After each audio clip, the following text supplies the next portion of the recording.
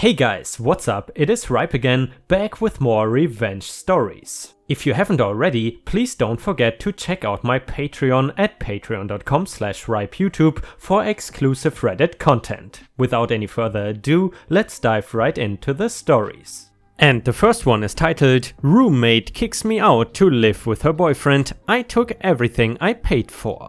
This was 12 years ago, but my friends still have a laugh when I tell this story. My best friend of 5 years and I were 18 years old and decided to go live on our own and rent an apartment together. The apartment was small and cheap, but in a great location. We only had 2 bedrooms, a bathroom and a small kitchen.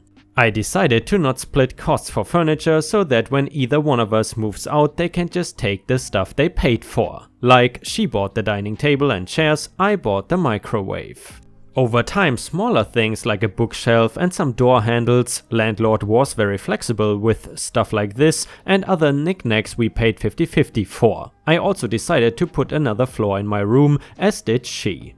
Q 6 months later and our relationship deteriorated. She was blowing off hanging with mutual friends just to be with her boyfriend and kept buying him stuff. He was a total a-hole, the type to believe that women should do all the household chores. I often found him in the shared kitchen in his underwear, but she was head over heels and had only eyes for him. He still lived with his parents, so he was keen to move out and wanted to live with her.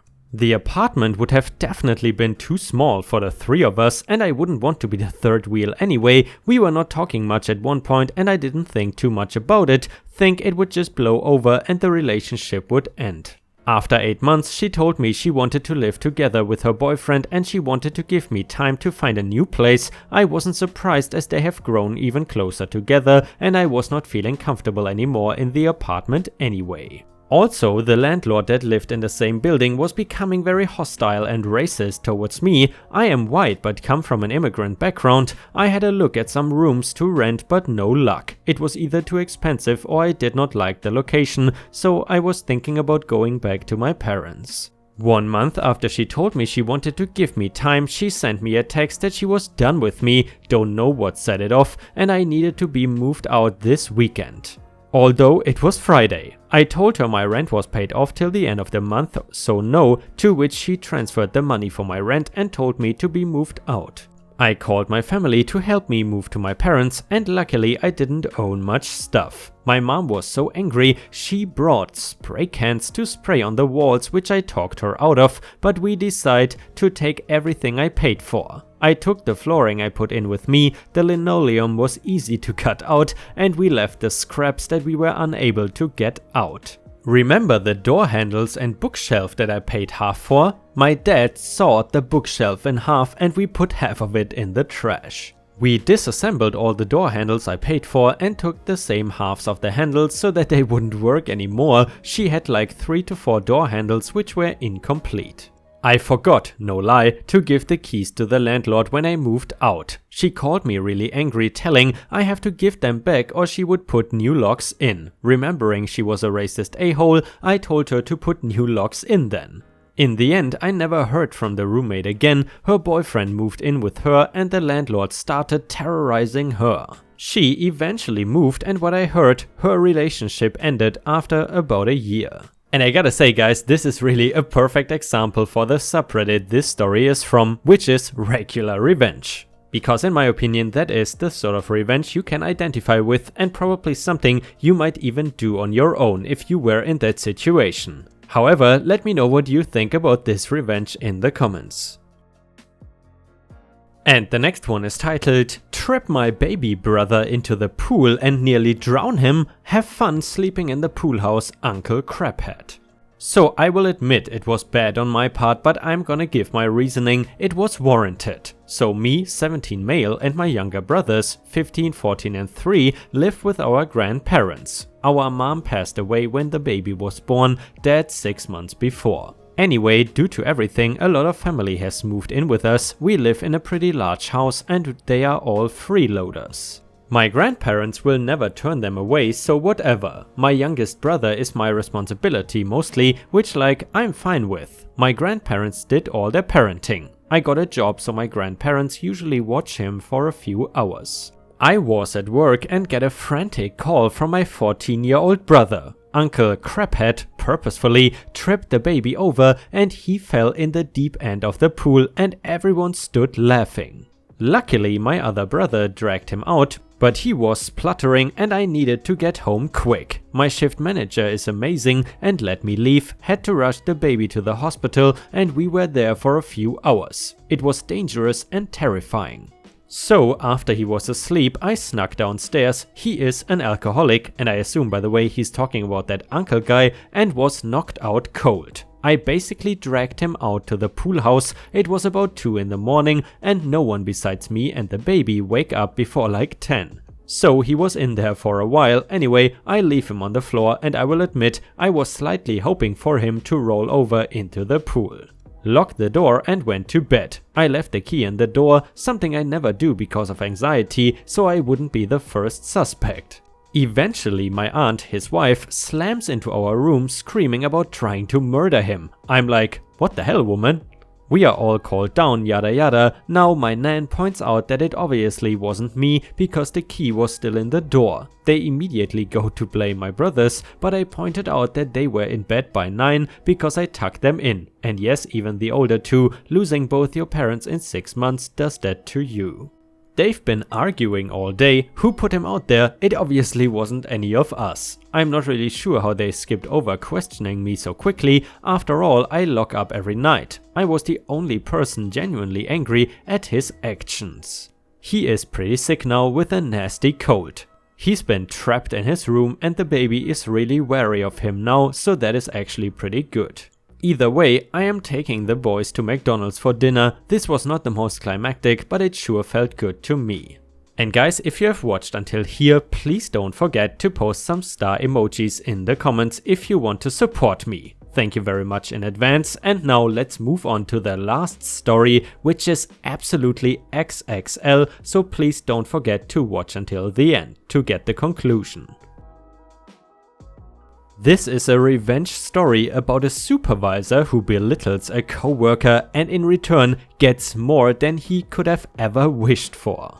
Strap in, this is a long one. Note, all names have been changed for privacy reasons. For those of you who don't know about my old job from my I don't work here story, I got a job back when I was about 19 or 20 years old, close to 7 years or so ago, at my town's public hospital in their food service department. I stayed with the place for 3 years, but it has gone down as one of the worst jobs I ever had for many reasons. Complaining nursing staff, insane hours, overworking me and co-workers, and just overall a very toxic work environment. I went in as socially awkward girl with no spine for conflict or standing up for myself and came out as a much stronger person because of this place, but there is a particular series of events that led to that. Let me set it up for you. My official title was a food service aide, or aide for short. My job I was hired for was to collect dirty trays and dishes from carts on their respective floors,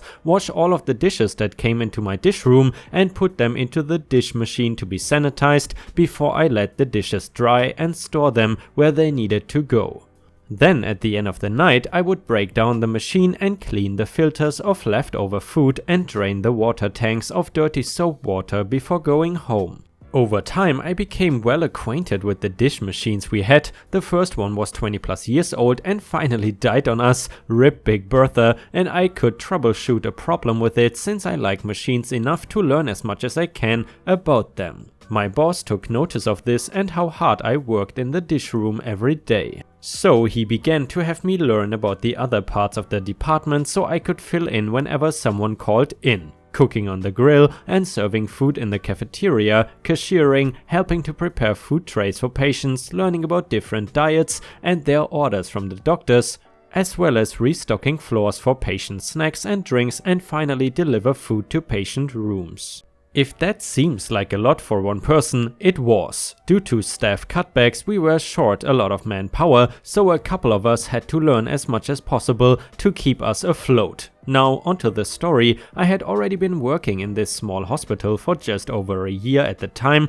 and I was determined to stay at least a few years to help make my work history look pretty good in the stance of longevity. That and pure stubbornness, I guess. In that time my boss hired a new supervisor for our department who will now be called Chad. At first Chad seemed like a pretty nice guy, and me, being the awkward dork I am, tried to help him fit in with the others at work. I told jokes to him, got him to open up a bit to the others, and soon he was able to have a conversation rather easily. All was good, and then he passed his 3 months probation period and was no longer being constantly watched by the boss. Chad turned into an insufferable a-hole. He began to bark orders as if he owned the kitchen, demanding to know why certain things were not being done his way, and overall was slowing down production tremendously for everyone. Not to mention, he himself was a lazy BATCH. When there would normally be 2 people washing dishes, if one of them called in, it would mean whoever was there had to pick up the slack and do it all by themselves.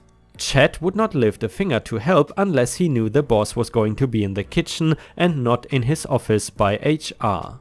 And even then, Chad did not know what he was doing, and to top it all off, he made it a point to take jabs at me in front of the others, trying to make me look stupid because I was the youngest member of the department. It felt like I had gone back to high school, being the quiet nerdy girl who was picked on for liking things out of the norm and being laughed at for being weird. I like to draw, love anime, and play video games. So when the topic of "What are you gonna do on your days off?" came up, I usually said something like, "I'm gonna relax at home and play a game after doing some chores." And then Chad would make a remark like, "Wow, you play video games? You must not have a life." A-hole. It got to the point where I was so fed up with Chad's bullcrap that I began to grow a bit of backbone. I was fed up with constantly having anxiety working with him and hiding in the bathroom sobbing during my shift when he was making my life a living hell.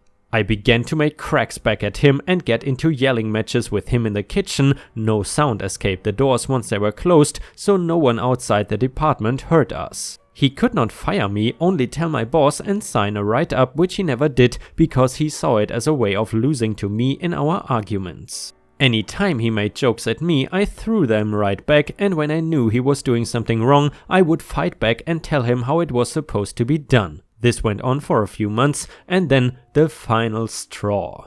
As a dishwasher, you are supposed to take temperatures in the dish machine to ensure it is working properly. It is supposed to reach a certain temperature when washing dishes to ensure everything is being sanitized properly. If not, there could be an outbreak in the hospital from germs or mold. All the temperatures and times were recorded on a sheet and placed in a folder in the dietitian's office by the dish room. I was making my usual rounds of taking temperatures when I noticed the machine was reading about 20 degrees in the red cooler than where it was supposed to be. I shut down the machine and began to drain the water tanks. This was my way of troubleshooting if the tanks had just not been drained in a while or if something was seriously wrong with the machine. As I was draining the water, Chad comes in and sees me doing this. He was furious and begins to rant. Chad: "What are you doing? We still have piles of dishes to wash." Me: "Temps were too low. Gotta drain the water and see if that fixes it. I think." "How the hell is that going to fix it? You're just wasting time." If you would let me finish, I'm seeing if morning shift drained the water or not. If not, then it will only take 10 minutes to fill the tanks back up. "I know the tanks were drained. I drained them myself." I get up and look him in the eye, knowing he was lying since he always asked me to take care of the machine and closing. Me: "Prove it. Show me how."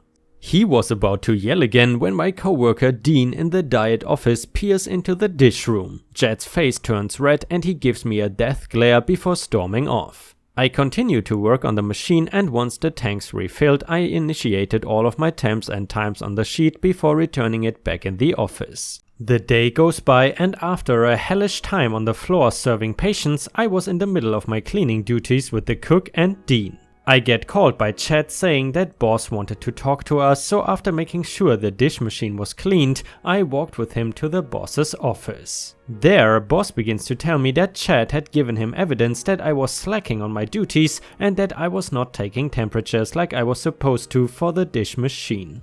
He said that thankfully Chad took the temps, but if I wanted to keep from getting into trouble and to keep the department from getting into legal trouble, I needed to step up and be a team player.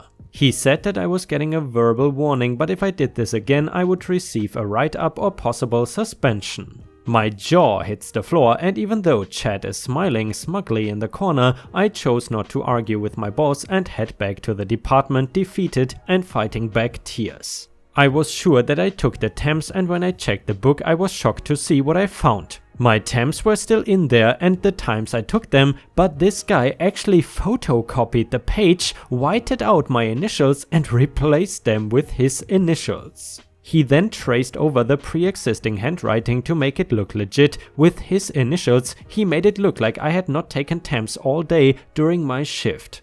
I racked my brain wondering how the hell he could have gotten away with it with no one noticing him, and then it hit me. He must have done it in the diet office when no one was around due to dinner trays being made under the dietitian's supervision. I was pissed and I began to bide my time for an opportunity for revenge. It came about a month later. Now, since we are a hospital in a small town, it was normal for us to get catering orders for the members of HR and upper management for when they had meetings upstairs. Those orders were easy because usually they wanted chips, pre-made sandwiches and soda for about 10 to 15 people. However, we occasionally got huge catering orders for district meetings, and that was when we would bust out the catering dishes. Large white immaculate plates, silverware, glass cups, punch bowl, food serving plates, desserts, tea and cloth napkins were usually used for these events. And even though it was a lot more dishes for the understaffed aides, it was pretty simple.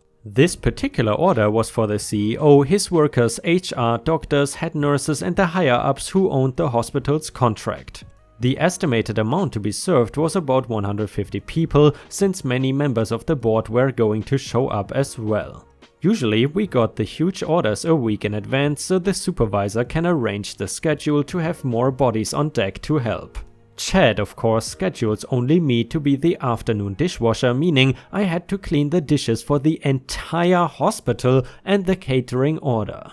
This was my chance for revenge. As always, Chad did not lift a finger to help me in the dish room, and the entire room was completely full of dirty dish cards from the floors. The hospital had about 95 patients that were eating, and morning shift had been running behind, so I had both breakfast and lunch dishes to clean. It wouldn't have been so bad if we didn't have to take apart the trays one by one to make sure no needles or blood were on the trays and clean each piece. I was stressed beyond belief because I knew that the 150 people catering order would be due any time now, but I kept myself calm and tried to keep doing my job.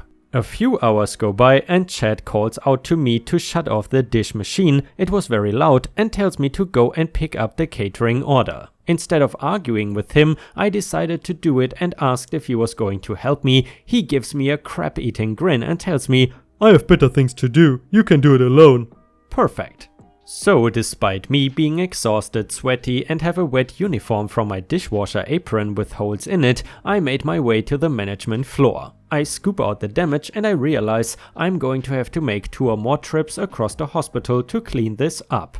I begin to pick up the dishes in the meeting room, take off the tablecloth and stack them on one of the 2 long carts. While I am about to clean up the food serving table, I look over to see the door that led into the HR office. It was slightly open and a few women were laughing and commenting on how good the pork roast was at the meeting. I knew they were within earshot of me, it was showtime. In this moment, I was thankful for being clumsy and having sprained my ankles so much growing up because it was easy to do this. While I was cleaning up, I deliberately tripped on a chair that was left slightly out and went crashing into the floor. I sprained my ankle doing this, which was what I was planning, and the glassware I was carrying fell and crashed to the floor. The 2 women in HR heard this and rushed over to see me laying on the floor with shattered glass all around me and a few minor cuts on my arms. And they rush over to help me up. We will call them Jane and Jill. Jill, are you okay? Me, I'm alright, I say on the brink of tears. Jane, are you sure? Here, let's get you into a chair. Me, oh, thank you, I'm so sorry, please don't tell my boss. They help me up into a chair, and when they check me over to see I am in tears, they begin to ask me questions. Jill, where's your help? Me, it's just me right now. I'm supposed to pick this up and take it back to wash them. Jane, seriously? All by yourself? Why didn't you get someone to help you? Me, "We are short a dishwasher today. I'm trying as best as I can, but I keep falling more and more behind." At this point, I begin to cry uncontrollably. All of the stress and emotions I had bottled up from the past few months from working with Chad and the department had finally built up so much that I lose my repressed emotions on these two ladies. I told them about the understaffing, the insane amount of overtime I and my coworkers were getting, how I was the only one doing dishes that day, and how my supervisor refused to help me and how much stress I had been in. I was not faking any of it, I was just waiting for the right moment to finally break down and tell the right people about all of the negative feelings I had. Needless to say, the two were shocked at my breakdown. Once I calmed down, they told me they wanted to see just how bad things had gotten in the dish room. If it was as bad as I said it was, they would make a case with my boss. So with their help, they helped me get back to the dish room with the carts of dirty dishes, and I held onto the cart while limping down the hall. Once we got to the staff door for my department's dish room, I told them to wait outside while I pushed the carts in. Confused, they comply and hug the wall, waiting to see what happened next. I slipped into the dish room with the carts like nothing happened, and Chad comes in and glares at me. At this point, the room was completely full of dishes, carts, and now 2 catering carts that took up a large amount of space. You could barely walk through the damn place. We then begin our normal yelling match, all while the door was left slightly open behind me. Chad: "About time you came back. What took you so long?" Me: "I was picking up an order by myself. What did you expect, Chad?" Chad: "I was expecting you to do your job. Clearly you can't. Look at all of these trays." "I just picked up and began to work on lunch when you told me to get the catering. Did you do any of these while I was gone?" Gesturing to the room. Chad: "No, I had my own work to do. You're just too slow." "How the hell am I supposed to wash dishes when I'm picking up the catering order?" "Not my problem. Do your job or you will get a write-up." And with that, he leaves and I go back out to meet with Jane and Jill. Their faces are filled with anger and disgust from what they just listened to, and they reassure me that this was going to stop. Now we walk back together to the management floor, and as I limp into the boss's office behind them, the two ladies began to go off on him about Chad and what he had been doing. Confused, the boss had no idea what they were talking about and looked to me for an explanation. However, Jill and Jane told him to follow us and we walked back to the department. At this point my ankle was throbbing with intense pain since I sprained it pretty good. When we got to the dish room and opened the door, my boss was appalled at the amount of work that was left for me, and when he heard that there was no second or even third backup dishwasher scheduled, he almost lost it. He called for Chad and the 4 of us waited in the dietitian's office. While we waited, I told them I didn't want him to lose his job over this, but I wanted him to know how I felt being left with so much work. I really felt this way, but a huge part of me just wanted to see him suffer. When Chad walked in to see me and 3 powerful people with me, his face turns pale. But his normal crap-talking face is replaced with one of fake concern and confusion. Though his act fails as boss began to demand why he didn't schedule someone to help me. He told the boss he had been helping me as much as he could today, but Jane and Jill stop him and repeat what he told me before. The boss is disgusted and he looks to Chad after discussing the situation more. "Boss, this is what's going to happen. OP hurt herself cleaning up the catering, so she's going home for the day and will be off for 2 days. "She cannot go home. We are short-staffed." That was your fault, not hers. She's not going to suffer because you screwed up. But... Also, I don't care how much overtime this accrues. You are staying after. What for? Tonight, you're gonna be the dishwasher all by yourself. You're going to wash every single one of those dishes and the catering order. And since it is almost time for dinner to be served to patients, I guess you will be doing those too. If you leave anything for morning crew to clean up, and if the department isn't cleaned like it's supposed to, consider yourself fired." Once he said that, I was sent home for the day and the 3 continued to tear Chad a new one as I limped out the door. When I got back to my car, I was smiling so much that my cheeks were hurting all the way back to my house. Epilogue. After I got back from my 2-day break, I noticed that there were empty slots open on the schedule that said new hire but no hours. It seems that after the talk, HR decided to grant us new hiree slots to help with our understaffing, but the slots were still empty. I also found out something that was just the icing on my beautiful revenge cake. I found out from Dean that Chad had to stay until about midnight cleaning the entire load of dishes that he let pile up on me, and the next day he even helped the one person he scheduled for morning dishes to clean up breakfast since he scheduled himself to work the morning shift.